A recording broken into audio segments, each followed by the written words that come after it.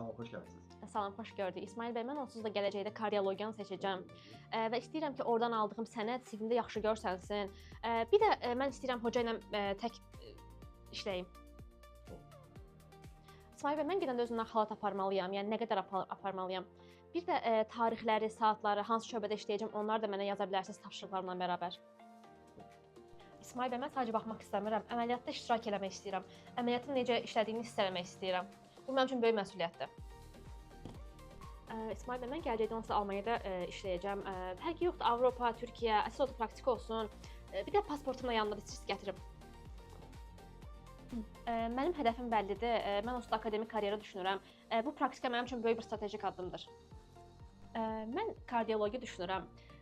Əslində ginekologiyaya da marağım var. Amma dermatologiyada istəyirəm biraz. Siz nə düşünürsünüz? Hara gedə bilərəm?